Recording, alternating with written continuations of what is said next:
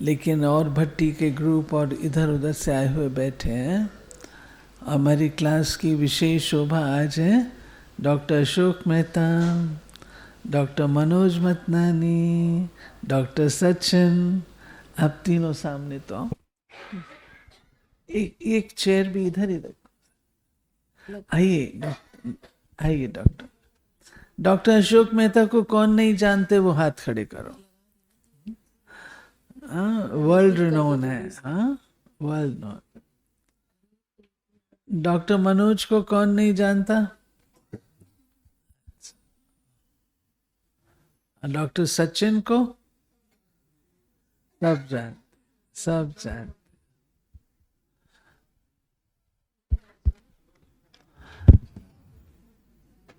हम आपका सबका दिल से ओआरसी के प्रांगण में स्वागत करते हैं।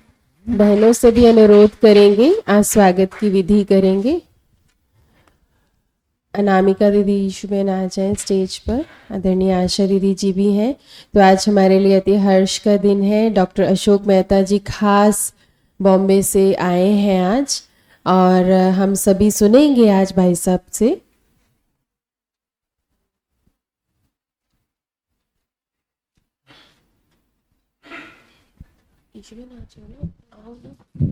दीदी टोली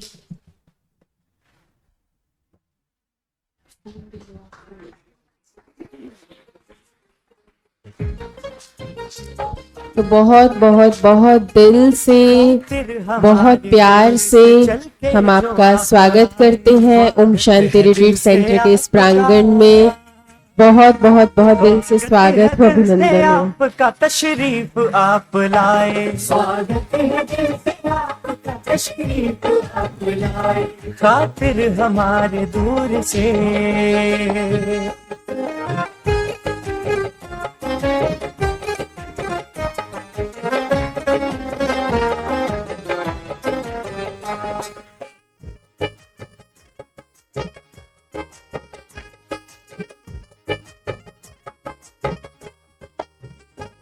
खुशियां बिखेर दी है यहाँ आपने तो आकर,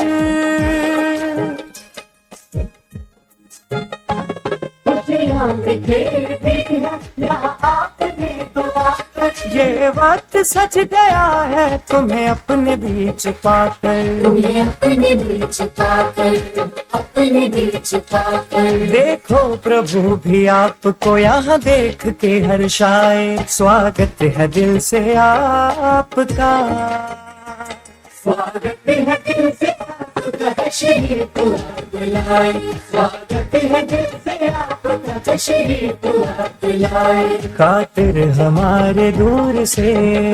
हम डॉक्टर अशोक मेहता जी से अनुरोध करेंगे, क्योंकि आप आज हमारे मध्य पहुंचे हैं और कल और परसों आपके विभिन्न स्थानों पर प्रोग्राम्स हैं भाई साहब। तो आप सभी क्लास से अनुभव अपने शेयर करें। आपके गुलजार दादी जी के साथ के बहुत विशेष और ख़ास अनुभव है। तो आदरणीय भाई साहब से हम अनुरोध करते हैं कि आज आप हम सभी के साथ वो अनुभव साझा करें।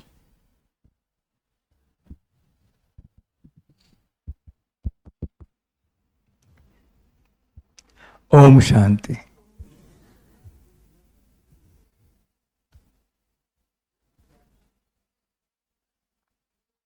ओआरसी में आए कुछ 10 घंटे हुए हैं, लेकिन ऐसा लगता है कि कहीं स्वर्ग में आ गए। अनुभव शांति का, प्रेम का, आनंद का इतना होता है कि उसका हम डिस्क्रिप्शन नहीं कर सकते हैं। यहाँ का वातावरण बहुत शक्तिशाली है, इसका अनुभव मैं कर रहा हूँ अभी।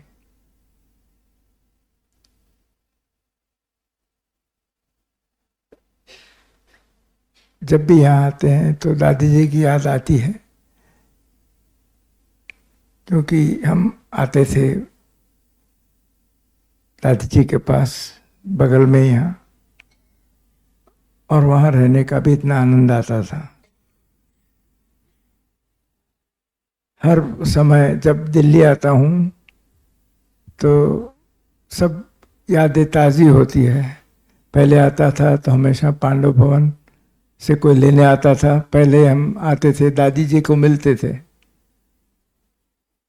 और दादी इतना प्यार से हमें वेलकम करती थी, फूल देती थी, बहुत सुंदर तरह से कहते थे वेलकम डॉक्टर जी। मुझे डॉक्टर जी कहने वाली एक ही दादी थी, दूसरा किसी ने आज तक मुझे डॉक्टर जी नहीं कहा है। ये भी एक विशेष, कैसे दादी हर आत्मा को कैसे खींच लेती थी।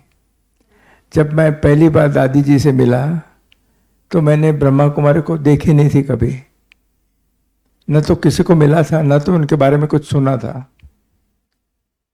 जैसे कहें कि एक जीवन का ये सबसे अच्छा एक्सीडेंट था कि मुझे दादी जी को मिलना हुआ। उस समय मैं टाटा अस्पताल में फुल टाइम सर्जन था और 2 अस्पतालों में मुझे ऑनररी सेवा करने का मौका मिलता था। एक थी नानावटी अस्पताल जो विलेपार्ले में थी और दूसरी थी जसलोक अस्पताल जो शहर में थी। तो जब दादी जी आई पहली बार बम्बई में तो ऐसा हुआ था कि यहाँ दिल्ली के अंदर दादी जी का निदान हुआ था कि उनको कैंसर है। और फिर बाबा से पूछा गया तो बाबा ने कहा बम्बई चलो। तो उस कारण से दादी जी के अपॉइंटमेंट हमारे टाटा अस्पताल के जो डायरेक्टर थे उनके साथ ली गई थी। और दूसरे दिन दादी बम्बई पहुंची। दादी का ओरिजिनल प्रोग्राम था चंडीगढ़ जाने का या अमृतसर जाने का, जहाँ दादी बड़ी दादी प्रकाश मणि जी पंजाब के दौरे पर थी। लेकिन उनका वो दौरा कैंसिल करके उनको बम्बई बाबा ने भेजा। और जब बहन दादी जी पहुंची तब पता चला कि डॉक्टर साहब उनको 1 हफ्ता देख नहीं पाएंगे क्योंकि वो शायद नहीं थे या बहुत बिजी थे। तो दादी जी के साथ में गोपाल भाई होते थे और गोपाल भाई को जो जानते हैं तो बताएंगे कि वो एक सेकंड भी डिले का नहीं चाहते थे। उन सबके आगे मम्मा का केस था कि मम्मा को देरी से ले जाने से कितना नुकसान हुआ था।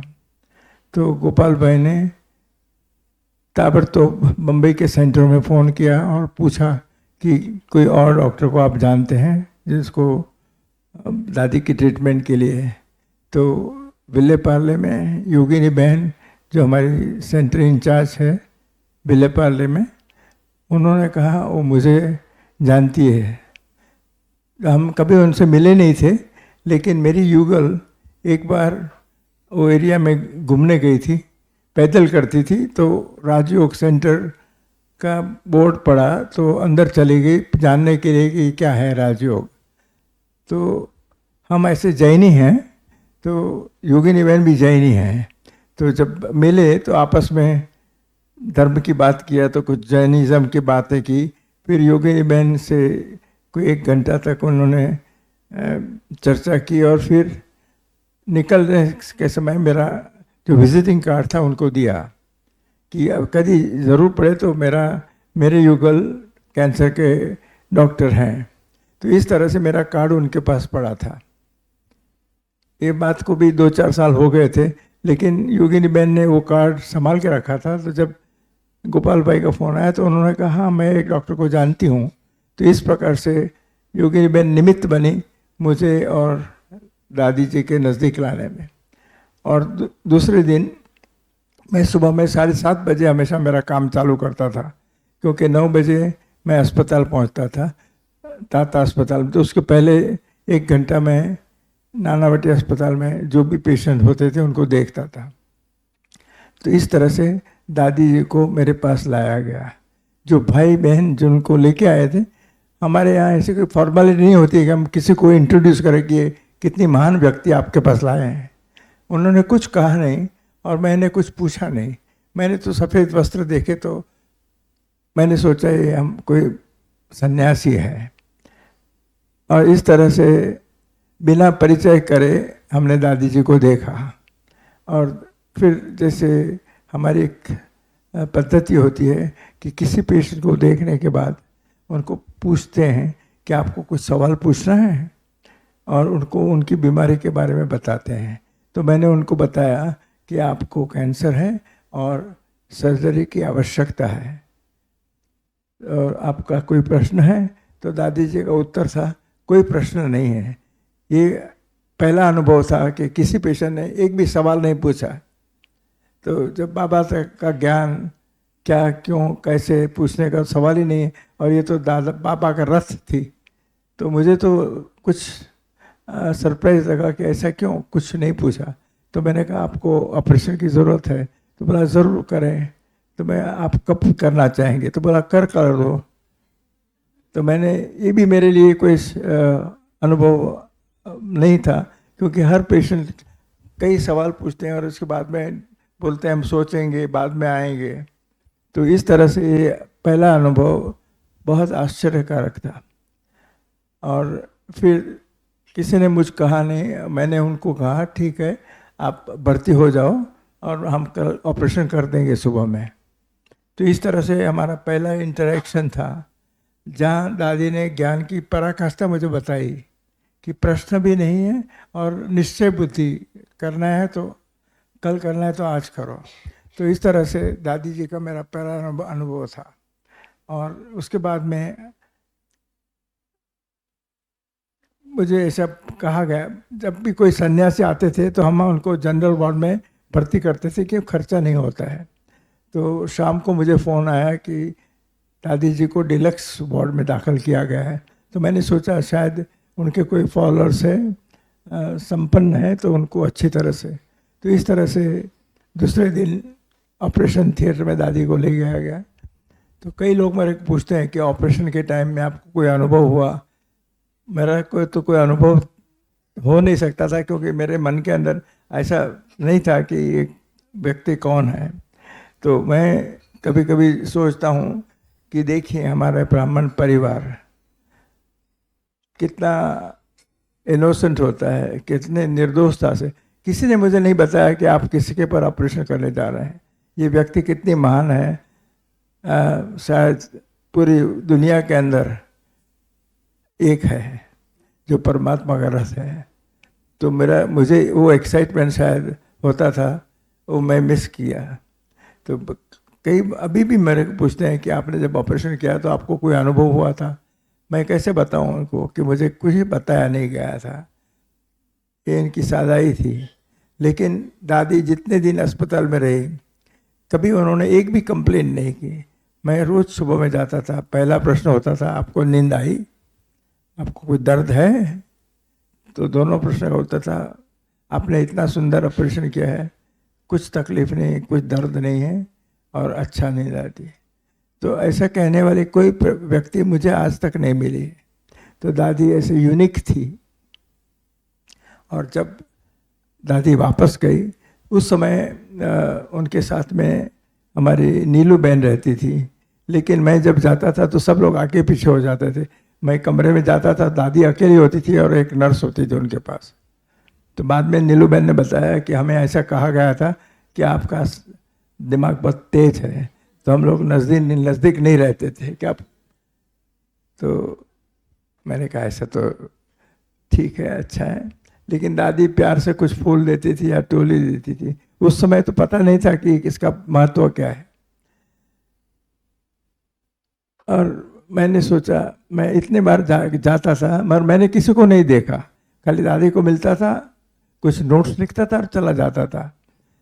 लास्ट डे पर जब दादी ने कहा कि आप हमारे साथ भोजन लेंगे, तो मुझे बहुत खुशी हुई, क्योंकि बहुत क्यूरियोसिटी थी कि ये कौन व्यक्ति है जो इतना प्यार से हमें चलाती है। तो हम सेंटर में उनके साथ पास गए और भोजन दादी के साथ लिया। और भोजन के बाद में बहुत दादी ने गिफ्ट दी। तो हमने कहा ये गिफ्ट हम एक्सेप्ट नहीं कर सकते हैं, हमें तो आपको कुछ देना है, कि हम कवर लेके गए थे। तो दादी ने कहा नहीं, हमारे यहाँ तो ईश्वरीय सौगात है। तो उस समय तो पता नहीं था ईश्वरीय सौगात क्या होती है। और जब भी हम बैठे थे तो भोजन पे हमने कुछ ज़्यादा बोला और दादी ने खाली सुना। तो ये भी एक अजीब सा अनुभव था। लेकिन दादी की पर्सनालिटी ऐसी थी कि हमें उनके प्रति आकर्षण हुआ, उनके खींचा, ऐसा कहेंगे तो मैं अतिशयोक्ति नहीं समझता हूँ। तो इस तरह से हमारा पहला इंटरेक्शन दादी जी के साथ हुआ और ब्राह्मण परिवार के साथ हुआ। आज जब सोचता हूँ कि यदि हम कोई छोटे आदमी को भी लेके जाते हैं तो कितने उनको महिमा करते हैं कि हम वहाँ पर आपके पास कौन से व्यक्ति को लेकर आए। तो इस तरह से हमारे परिवार के अंदर, ब्राह्मण परिवार के अंदर कितनी कहेंगे स्वयं के प्रति इतनी महानता होते हुए निर्माणता है। तो एक अजीब सा अनुभव आज भी सोचता हूँ कि किस तरह से हमें दादी ने खींचा। तो उसके बाद में तो दादी जी के पास में बहुत आना होता था और दादी जी ने हमें पहली बार कहा कि आप मधुबन जरूर जाएं। तो उस समय मधुबन का कोई अंदाज़ा नहीं था, हम तो माउंट आबू घूमने के हिसाब से चले गए 3-4 महीने के बाद। लेकिन जब वहाँ गए तो वहाँ का अनुभव तो और ही था। बड़ी दादी के साथ दादी ने पर्सनली हाथ पकड़ के घुमाया और मधुबन के 60 डिपार्टमेंट्स बताए पांडव भवन के अंदर। तब हमको पता, तो छोटा था पांडव भवन, लेकिन बहुत अच्छा लगा कि कैसे हर भाई बहन कितना काम करते हैं। और उस समय एक मरीज को वहाँ दिल का दौरा पड़ा था और वहाँ एक कमरा था, उसके अंदर रखा गया था। उनको शायद वहाँ के जो हमारे पांडव भवन के अंदर डॉक्टर होते हैं वो देखते थे, लेकिन उनको पता नहीं था कि इनको दिल का दौरा पड़ा है। तो उनके आईवी फ्लूइड्स देने के लिए उनकी नस को ढूंढते थे, लेकिन ये जो भाई था उसकी तबीयत बहुत नाजुक थी, ब्लड प्रेशर बहुत ड्रॉप हुआ था, पल्स भी बहुत वीक थी। तो मैंने उनको कहा कि इनकी तबीयत अच्छी नहीं है, दिल का दौरा पड़ा है और बहुत सीरियस है, आपको यहाँ उनको कहीं आईसीयू में ले जाना पड़ेगा। तो उस समय तो वहाँ ऐसी कोई सुविधा नहीं थी, तो उसके लिए उनको फिर एम्बुलेंस में डाल के उनके घर पहुँचाया गया, जहाँ उन्होंने दूसरे दिन शरीर छोड़ा। और ये भाई कारण बना अस्पताल बनाने के लिए। अब माउंट आबू के अंदर ग्लोबल अस्पताल का निर्माण का ये एक भाई जैसे कुछ न कुछ कारण बनता है, ऐसा बना। और उसी दिन हमारे जो भाई साहब निर्मल भाई थे वो हमें पिकनिक पर भी ले गए थे और वहाँ उनको भी दिल का कुछ दर्द हुआ, तो उनको भी बम्बई ले जाना हुआ और वहाँ उनका हार्ट का बाईपास 1989 में किया गया। तो इस तरह से दादी जी के पास जब भी मैं यहाँ आता था तो एक बार ऐसा हुआ कि मैं आने वाला था, तो दादी जी ने कहा हम साथ में भोजन लेंगे। तो फ्लाइट 1-1.5 घंटा लेट हो गई, तो पहुँचने में 8 साढ़े 8 हो गए। तो जब मैं दादी जी के पास पहुँचा तो कुछ बातें करने लगा, तो बहुत लंबी चौड़ी बात की। तो एक बहन थी, विजया बहन, वो आजू बाजू घूम रही थी। तो मैं सोचता था क्यों घूम रही है। फिर पता चला कि ये दादी जी का भोजन का समय हो गया था और मैं उनको डिले कर रहा था, क्योंकि दादी जी मेरे लिए इंतज़ार करती थी भोजन के लिए। तो इस तरह से बाद में मुझे बताया गया कि डॉक्टर साहब दादी का भोजन का समय हो गया था और आप बातें करते थे, तो ध्यान पे लाने के लिए हम घूम रहे थे। तो ऐसा नहीं कहा कि आप चलें और भोजन लें, लेकिन ऐसा अंदाज़ा मुझे नहीं था कि क्यों घूम रही थी। तो मैं भी सोच रहा था। तो इस तरह से दादी जी के साथ में प्रदेश जाने का हुआ था उनकी ट्रीटमेंट के बाद में। तो जब दादी जी का ऑपरेशन हुआ उस समय सबकी इच्छा थी कि उनको अमेरिका ले आए या यूरोप ले आए। जर्मनी वाले कहते हैं जर्मनी में ले आए। तो दादी जी की ट्रीटमेंट तो यहाँ हुई, लेकिन बाद में कहा गया कि आप चेकअप के लिए वहाँ आए। तो इस तरह से हमारा उनके साथ जाना हुआ। उनके अंदर मुझे एक अनुभव ऐसा हुआ कि जब हम प्लेन में बैठते थे, तो मैं तो प्लेन में बैठता था तो प्लेन चालू होता था और मैं सो जाता था। तो दादी जी ने बहुत प्यार से मुझे एक दिन कहा कि डॉक्टर साहब आपको नींद आ जाती है, मुझे नींद नहीं आती है प्लेन के अंदर। तो ऐसा बताया कि मैं कुछ विशेष व्यक्तियों के आंख बंद करके सो जा सकता हूँ। तो ये मुझे ऐसा लगा।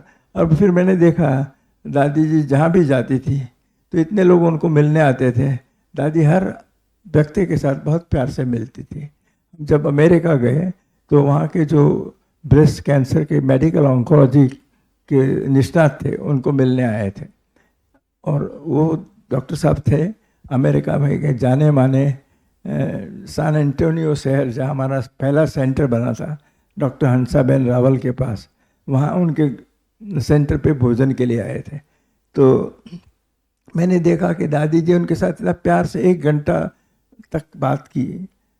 उनके साथ में और भी डॉक्टर्स थे, आर्मी के डॉक्टर्स थे, क्योंकि मैं हंसाबेन US आर्मी के अंदर बहुत बड़ी अफसर थी। तो दूसरे दिन हम डॉक्टर साहब को मिलने उनकी अस्पताल में गए। तो उस समय 5 मिनट के अंदर उन्होंने कहा कि आप अच्छे हैं, आपको कुछ करने की ज़रूरत नहीं है, आपको जो किया है बहुत अच्छा किया है। तो इस तरह से मैंने देखा कि दादी जी जहाँ भी जाती थी वहाँ किस तरह से बड़े बड़े डॉक्टर्स को भी आकर्षण करते थे, और वो भी कैसे सरल निर्दोषता से कहते थे कि दादी जी आपको कोई चीज़ की ज़रूरत नहीं है।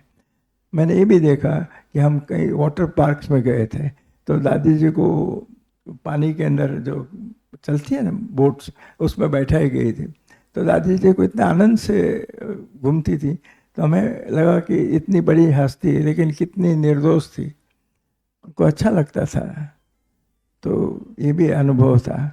और एक बार हम लंदन में थे, और लंदन में उस समय रीजेंट स्ट्रीट नाम की एक बड़ी जगह थी, जैसे मेन स्ट्रीट होती है, वहाँ हमें सेंटर बनाना था इनर स्पेस नाम का जो कंसेप्ट था वो वहाँ से चालू हुआ कि लोगों को किस तरह से बाबा का ज्ञान दिया जाए और वो मेडिटेशन कराया जाए, कुछ पुस्तकें बेची जाए।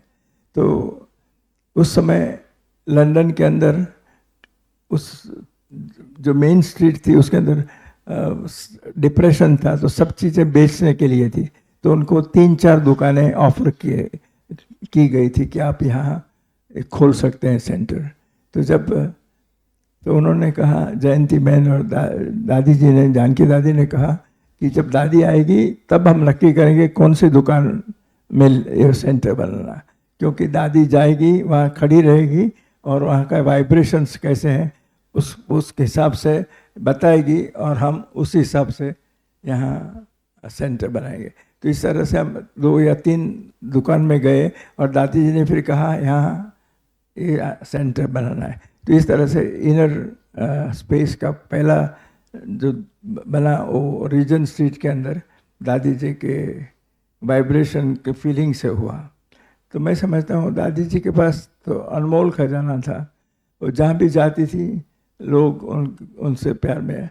एक बार ऐसा हुआ कि हम ह्यूस्टन शहर पहुँचे थे और वहाँ जैसे हमारी फ़्लाइट बदलनी थी, तो दादी जी को वहाँ वॉशरूम में ले गए थे। उनके साथ में गीता बहन थी और हम और गोपाल भाई भी बाहर थोड़े टाइम खड़े रहे।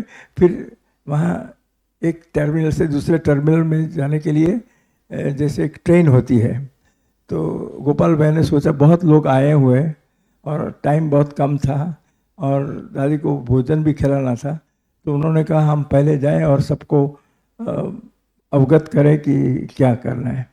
तो हम दोनों वो ट्रेन में बैठ के चले गए। वहाँ 5 मिनट का ही रास्ता होता है और फिर वहाँ बहुत लोग आए थे दादी को मिलने। और फिर हमारी गीता बहन और दादी उसके बाद में जब बाहर आई तो उन्होंने देखा हम नहीं थे, तो हमने सोचा गीता बहन भी ट्रेन में उनको लेके आ जाएगी, लेकिन गीता बहन ने शायद उनको पता नहीं था, उन्होंने देखा नहीं, तो उन्होंने दादी के साथ चलने का चालू किया। तो ये तो बहुत लंबा चलने का था, तो हम तो वहाँ इंतज़ार करते रहे। फिर पता चला दादी जी को चला के लाए, तो बहुत समय निकल गया। तो इस तरह से दादी इतनी निर्दोष थी और इतनी सिंपल थी कि आप जो भी कहें वो फॉलो करती थी। वो कभी प्रश्न नहीं करती थी कि आप मुझे क्या करना है। जो गोपाल भाई कहे या जो भी बहन नीलू बहन कहे उसी हिसाब से। दादी जी फिर बम्बई में आखिर के 3 साल बम्बई में रही। तो पहले अस्पताल में थी, बाद में सेंटर में थी। तो सेंटर में जब भी हम जाते थे तो पहले विलेपार्ले सेंटर में थी, उसके बाद में दादी एक दूसरे सेंटर में गई जहाँ हमारा मेन सेंटर था, रमेश भाई का, और जामदेवी सेंटर कहते थे, जहाँ से दादी प्रकाश मणि ने शुरुआत की थी। तो वहाँ दादी 3 साल करीब रही। तो एक कमरे में दादी का निवास था, दूसरे कमरे में मीटिंग होती थी, दादी मिलने को आती थी। लेकिन उस समय उनकी तबीयत बहुत नरम थी। उनको लीवर का सिरोसिस था, तो पेट में पानी भर जाता था, तो घड़ी घड़ी पानी निकालना पड़ता था और वजन कम होता जाता रहा। लेकिन दादी इतनी शांत थी, कभी बोलते नहीं थे एकदम। हम भी जब भी मिलने जाते थे तो मिलती थी, कुछ एक दो शब्द कहती थी, लेकिन कभी उन्होंने ऐसा नहीं कहा मुझे दर्द है या मैं परेशान हूँ। तो हमने दादी का सब स्टेजेस में देखा कि मैं बैलेंस इतना रहा। और आखिर में दादी जब अस्पताल में थी तो उनको आंतर्रे से ब्लीडिंग हो रहा था। तो डॉक्टर्स बहुत इलाज करते थे, बहुत खून दिया, बहुत, और करीब 2-3 हफ्ता तो उनको बहुत वेदना हुई। लेकिन कभी दादी ने ऐसा नहीं कहा कि मैं परेशान हूँ या मुझे दर्द होता है। तो हमारी ऐसी बहुत प्यारी और बाबा का रथ के हिसाब से हम सबकी बहुत अति प्यारी दादी को हमने बहुत नज़दीक से देखा। मैंने वो भी देखा कि उनकी जैसे निर्दोषता थी, ऐसे बहुत पॉजिटिव थी। कोई भी चीज़ में कभी प्रश्न नहीं करने का, और अच्छा ही होगा ये इनका एक निश्चय बुद्धि थी। तो मैं सोचता हूँ कि मैं कितना भाग्यवान हूँ, पद्मापदम भाग्यशाली, कि मुझे ऐसा अवसर प्राप्त हुआ इस जीवन के अंदर कि उनकी सेवा करने का। और उनकी सेवा करने के साथ में मुझे आप सबका प्यार भी इतना ही मिला, पूरे ब्राह्मण परिवार का, कि मैं उसका वर्णन नहीं कर सकता हूँ। निमित्त होने का जो भी चांस मिला उसके लिए मैं स्वयं को बहुत भाग्यशाली समझता हूँ। ओम शांति।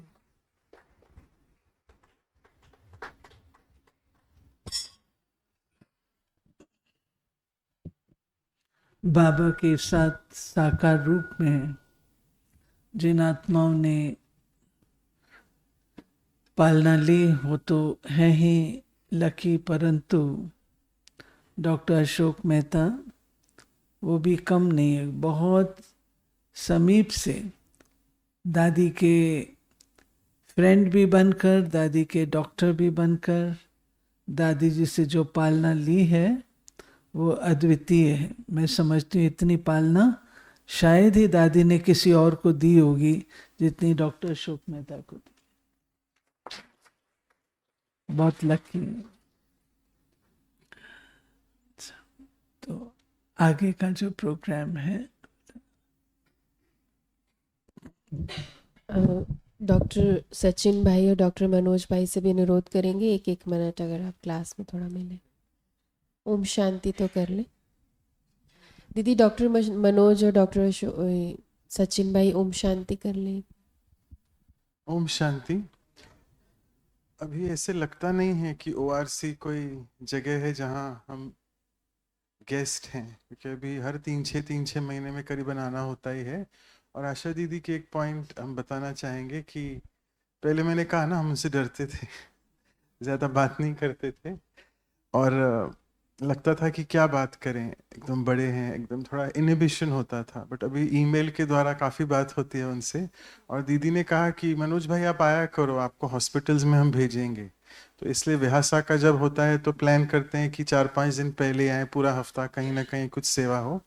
और लास्ट एक पॉइंट जो डॉक्टर अशोक मेहता ने कही कि बड़ों के जो अनुभव हैं, इनकी तो दादियों के अनुभव है, हमारे तो ऐसे कोई अनुभव है नहीं दादियों के साथ, बट हमारे दीदियों के साथ अनुभव हैं। तो एक अनुभव शेयर करना चाहेंगे मोहिनी दीदी का, शॉर्ट का ही है। आप सबको पता है किडनी पेशेंट है वो। तो हम जब यूएस में थे, न्यूयॉर्क में, भूमि बहन से मुलाकात की तो उनको पता चला हम बच्चों के किडनी डॉक्टर हैं। तो हम भी थोड़ा अंदर आया कि हाँ चलो कुछ किडनी के बारे में बात करेंगे, डायलिसिस के बारे में, ये वो। तो मैंने भूमि बहन को पूछा और मोहिनी दीदी के सामने जैसे ही गए तो मैं चुप ही हो गया, मैं क्या पूछूं, क्योंकि बीमारी कॉन्शियसनेस नहीं है। इधर फिस्चुला होता है बड़ा, जहाँ से डायलिसिस का लाइंस भूमि बहन लगाती हैं खुद, तो इसलिए वो कवर रहता है उनका। बट उनके चेहरे को देख के लगता ही नहीं है कि वो कोई किडनी पेशेंट है, और डायलिसिस होता है 2 हफ्ते में 2 या 3 बार। तो वही है कि बीमारी कॉन्शियसनेस बिल्कुल इन आत्माओं को नहीं है, योगी जीवन है, योग ही योग है, तो उससे भोगना बिल्कुल समाप्त हो जाती है। तो ऐसा अनुभव है शॉर्ट में। Thank you. ओम शांति। ओम शांति। बहुत अच्छा लगता है ओआरसी आते हैं तो। मैं तो ओआरसी के सभी दिन भट्टी समझता हूँ मेरे लिए, क्योंकि दीदी का क्लास सुनते हैं तो बहुत सारी क्लैरिटी मिलती है, बहुत गहराई, और दीदी की जो बातें हैं, मुरली सुनाने का तरीका बहुत अंदर जाता है गहराई से, तो बहुत खुशी होती है। हमारे इधर काफ़ी दीदी के क्लासेस सुनते हैं। बाबा तो पूरा भारत बेचता है, तो मैं देखता हूँ सभी लोग सुबह दिल्ली का ओआरसी का मुरली सुनते हैं। भारत में भाई बहुत सारे भाई बहन हैं, तो यहाँ बहुत अच्छा लगता है जब भी आते हैं, बहुत अच्छा अनुभव होता है। ओम शांति। Thank you.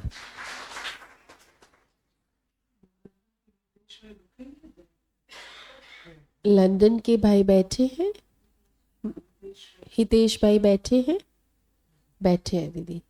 आप रुकने वाले हैं ना भाई जी? जा रहे हैं आज? हाँ तो आएंगे, स्टेज पे आइए। आज जा रहे हैं आज। आप भी आ जाएं भाई जी, एक बार क्लास को ओम शांति हेलो कर ले।